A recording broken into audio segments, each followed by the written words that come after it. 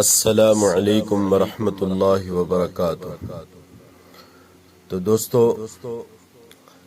دنیا میں مختلف قسم کی کتابیں پائی جاتی ہیں، لیکن یہ کتابیں کسی ایک علم یا فن پر لکھی جاتی ہیں۔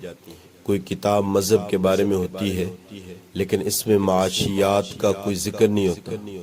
کوئی کتاب معاشیات کے بارے میں ہوتی ہے، لیکن اس میں نفسیات کا تذکرہ نہیں ہوتا۔ کوئی کتاب نفسیات کے بارے میں ہوتی ہے، لیکن اس میں اخلاقیات کی طرف اشارہ تک نہیں ہوتا۔ کوئی کتاب اخلاقیات کے بارے میں ہوتی ہے، لیکن اس میں علم فلکیات نہیں ہوتا۔ کوئی کتاب فلکیات کے بارے میں ہوتی ہے، لیکن اس میں علم ارضیات نہیں ہوتا۔ کوئی کتاب ارضیات کے بارے میں ہوتی ہے، لیکن اس میں علم کیمیا نہیں ہوتا۔ کوئی کتاب کیمیا کے بارے میں ہوتی ہے، لیکن اس میں سیاست کا ذکر نہیں ہوتا۔ کوئی کتاب سیاست کے بارے میں ہوتی ہے، لیکن اس میں عبادات کا ذکر نہیں ہوتا۔ کوئی کتاب عبادات کے بارے میں ہوتی ہے، لیکن اس میں تاریخ کا بیان نہیں ہوتا۔ کوئی کتاب تاریخ کے بارے میں ہوتی ہے، لیکن اس میں انسان کے مبدا اور معاد سے بحث نہیں ہوتی۔ پھر ان کتابوں میں جو کچھ بیان کیا جاتا ہے وہ شک و شبہ سے پاک نہیں ہوتا۔ بارہا ایسا ہوا کہ ایک محقق نے، ایک مصنف نے، ایک مورخ نے بڑے دھڑلے سے دنیا کے سامنے ایک نظریہ پیش کیا، لیکن کچھ ہی عرصہ گزرنے کے بعد دوسرے اہل علم نے اس نظریے کو غلط ثابت کر دیا۔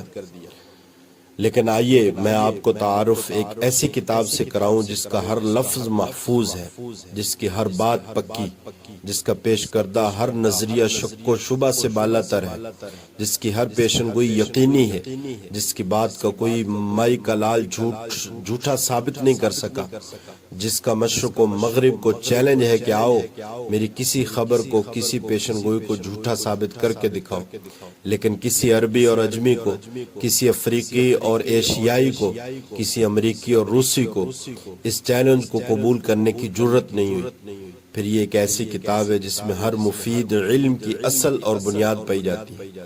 اس کتاب میں تاریخ بھی ہے، قصص بھی ہیں، علم و واعظ خطابت بھی ہے، علم میراث بھی ہے، علم مواقیت بھی ہے، علم معانی بھی ہے، علم بیان اور علم بدیع بھی ہے، نحو و صرف بھی ہے، قرات اور تجوید بھی ہے، علم اصول اور کلام بھی ہے۔ تلاش کرنے والوں نے اس کتاب میں سائنس اور طب، کیمیا اور نجوم کے اصول تلاش کیے ہیں۔ تحقیق کرنے والوں نے اس کتاب سے فلکیات و ارضیات کے علوم اخذ کیے ہیں۔ غور و فکر کرنے والوں نے اس کتاب سے علم و حیبت، علم حیت، ہندسہ اور جبر و مقابلہ اور مناظرہ کے قواعد حاصل کیے ہیں۔ حقیقت میں قرآن نے ہر ایسے علم و فن کی نشاندہی کی ہے جس پر انسانی زندگی کا انحصار ہو سکتا ہے، اور اس کتاب میں تمام آسمانی کتابوں کے علوم و معارف جمع کر دیے گئے ہیں۔ داماد رسول اللہ صلی اللہ علیہ وسلم حضرت علی رضی اللہ تعالیٰ فرماتے ہیں کہ اللہ تعالیٰ نے 104 کتابیں نازل فرمائیں، جن میں کائنات کے تمام علوم و معارف بیان کر دیے۔ پھر ان تمام علوم کو تورات، زبور، انجیل اور قرآن میں جمع کر دیا۔ پھر تورات، زبور اور انجیل کے علوم و معارف کو قرآن کریم میں جمع فرما دیا۔ اس لیے یہ بات بلا خوف تردید کہی جا سکتی ہے کہ قرآن کریم دنیا کی جامع ترین کتاب ہے۔ کسی آسمانی اور غیر آسمانی کتاب میں اتنی صحت کے ساتھ، اتنی قطعیت کے ساتھ، اتنے یقین کے ساتھ اتنے علوم و معارف بیان نہیں کیے گئے جتنے قرآن کریم میں بیان کیے گئے ہیں۔ انسانوں کا مرتب کردہ کوئی بڑے سے بڑا انسائیکلوپیڈیا بھی جامعیت اور قطعیت میں قرآن کا مقابلہ نہیں کر سکتا، بلکہ کوئی بھی انسان تصنیف قرآن کا مقابلہ نہیں کر سکتا، بلکہ کسی بھی انسانی تصنیف کو قرآن کے مقابلے میں لایا ہی نہیں جا سکتا، اس لیے کہ قرآن آفاقی ہے اور یہ کتابیں زمان و مکان میں مقید اور محدود ہیں۔ قرآن کائناتی ہے، یہ کتابیں ارضیاتی ہیں۔ قرآن ابدی اور سرمدی ہے، یہ عارضی اور فانی ہے۔ قرآن کلی ہے، یہ جزئی ہے۔ قرآن حتمی ہے، یہ قابل تغیر ہے۔ قرآن قطعی ہے اور یہ مشکوک ہے۔ قرآن رب الناس کی تالیف ہے، یہ عوام الناس کی تصنیف ہے۔ قرآن اس علام الغیوب کا کلام ہے جس کے نظر ماضی، حال اور مستقبل پر یکساں ہے۔ اس لیے قرآن میں ہر زمانے کے لیے ہدایات ہیں، ہر زمانے کے علوم و فنون کی بنیادیں ہیں۔ انسانی زندگی کا کوئی پہلو ایسا نہیں جس سے قرآن نے بحث نہ کی ہو، خواہ وہ مذہبی اور روحانی پہلو ہو یا مادی اور جسمانی پہلو ہو۔ خواہ وہ عائلی اور خاندانی پہلو ہو، خواہ سماجی اور معاشرتی پہلو ہو، خواہ وہ سیاسی اور معاشی پہلو ہو یا تعلیمی اور ثقافتی پہلو ہو، خواہ وہ حکومت و سلطنت کا پہلو ہو یا جنگ اور امن کا پہلو ہو، ہر پہلو سے قرآن بحث کرتا ہے۔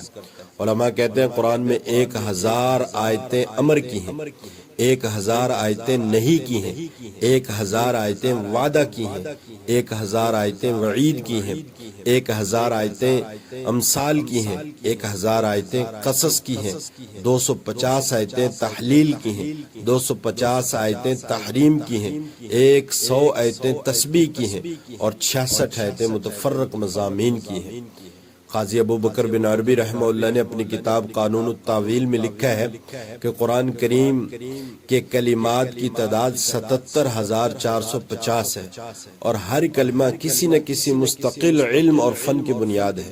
گویا وہ علوم جو قرآن سے حاصل ہوتے ہیں ان کی تعداد 77,450 ہے، بلکہ قاضی صاحب کہتے ہیں کہ قرآنی علوم کی تعداد اس سے بھی زیادہ ہے، کیونکہ حضرت عبداللہ بن مسعود رضی اللہ تعالیٰ عنہ نے حضور اکرم صلی اللہ علیہ وسلم کی حدیث بیان کی ہے۔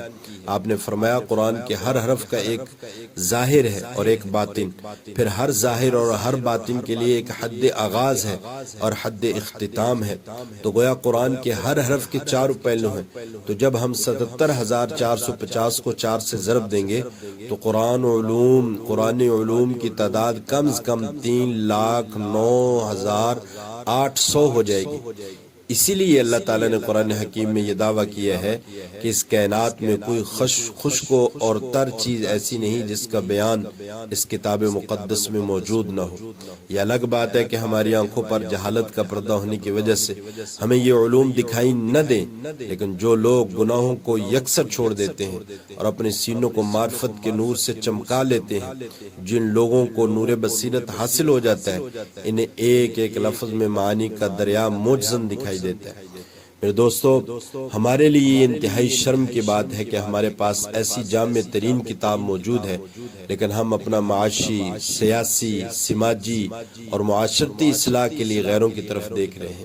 وہ لوگ کتنے احمق ہیں جو اپنی پیاس بجھانے کے لیے صاف شفاف چشمے کو چھوڑ کر گندے تالاب کی طرح لپکے اور پیٹ کی آگ بجھانے کے لیے حلال اور پاک کھانے کو چھوڑ کر مردار کی طرف دوڑے۔